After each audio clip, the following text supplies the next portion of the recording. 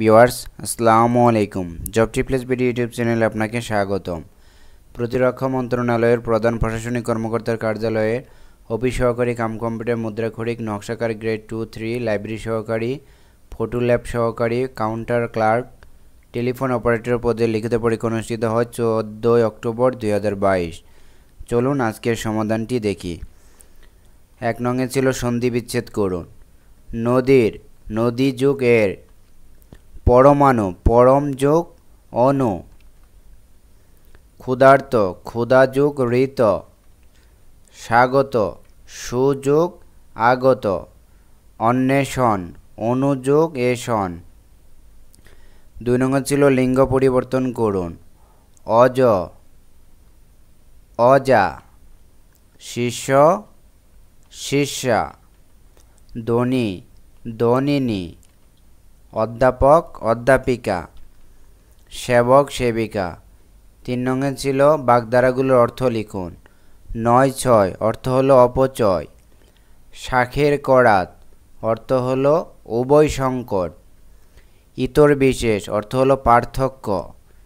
ফফর দালালি অর্থ হলো অতিরিক্ত চালবাজি।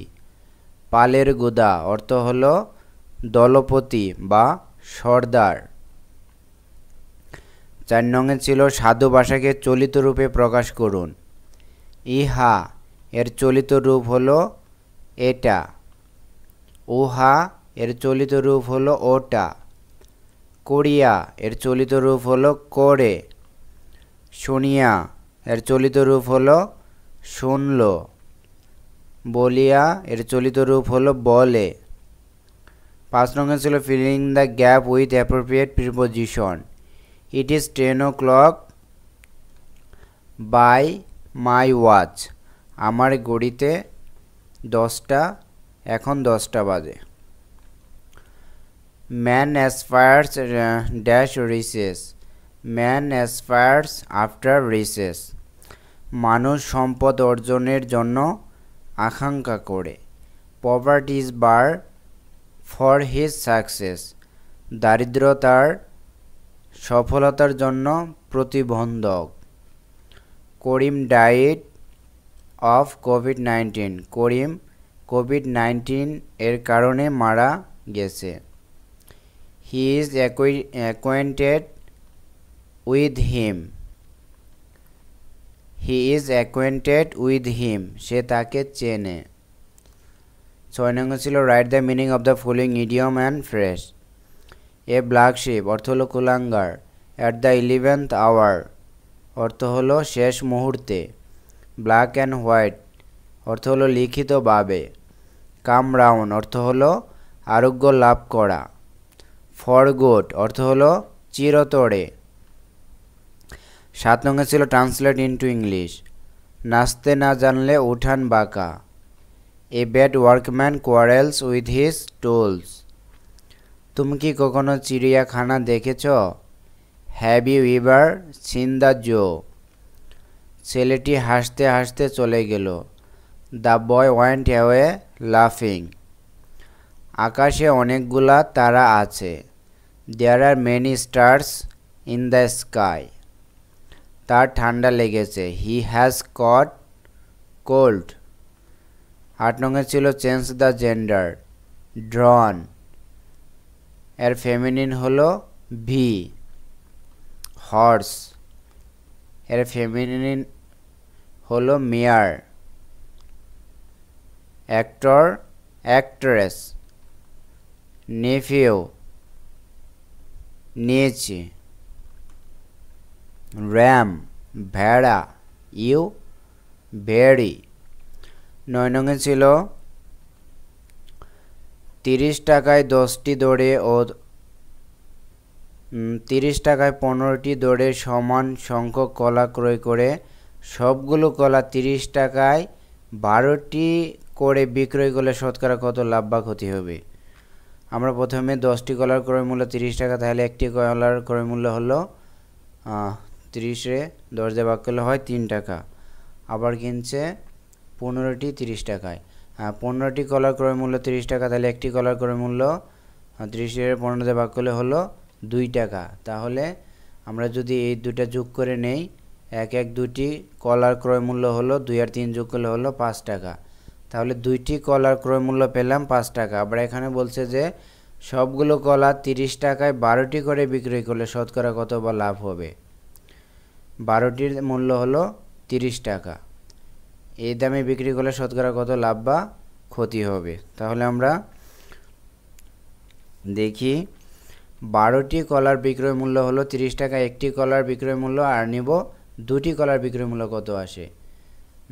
6 দুগুণে 12, 5 6 30, তাহলে আসলো 5 টাকা। তাহলে ক্রয় মূল্য ও বিক্রয় মূল্য সমান, তাহলে লাভ বা ক্ষতি কিছুই হবে না। 10 নম্বর দেওয়া আছে যদি x + 1/x = 4 হয় তবে দেখাও যে x³ + 1/x³ = 52। দেওয়া আছে x + 1/x = 4, left hand side x³ + 1/x³। আমরা x রে যদি a ধরি আর 1/x রে যদি b ধরি তাহলে a³ + b³। a³ আমরা যদি a³ + b³ এর সূত্র ফেলি তাহলে হলো এখানে মান দেওয়া আছে প্লাসের a³ + b³ এর সূত্র হলো a + b হোল³ - 3ab * a + b। এখন আমরা জাস্ট মান বসিয়ে দিব, তাহলে আমরা এর পাবো 64 থেকে 12 বাদ দিলে হলো 52, তাহলে রাইট হ্যান্ড সাইড হলো 52। সুতরাং লেফট হ্যান্ড সাইড সমান রাইট হ্যান্ড সাইড শর্ট। 11 নং দেওয়া ছিল উৎপাদকে বিশ্লেষণ করুন। 24x³ - 81y³। আমরা যদি প্রথমে 3 দিয়ে ভাগ করি তাহলে হয় এত। এখন আমরা যদি 2x এর উপরে কিউব দিই তাহলে হলো 8x³, 3y এর উপরে কিউব দিলে হলো 27y³। এখন আমরা 2x এর a ধরবো আর 3y এর b ধরবো, তাহলে a³ - b³। a³ - b³ এর সূত্র a - b * a² + ab + b²। এখন আমরা জাস্ট ব্র্যাকেট উঠিয়ে দিলে আমরা উত্তর পেয়ে যাব। 12 নং কারাগারের রোজনামচা গ্রন্থটির লেখকের নাম লিখুন। শেখ মুজিবুর রহমান। 6 দফার প্রথম দফাটি লিখুন। শাসনতান্ত্রিক কাঠামো ও রাষ্ট্রীয় প্রকৃতি। বঙ্গভঙ্গ রদ হয় কত সালে? 1911 সালে। ভিটামিন ডি এর অভাবে কোন রোগ হয়?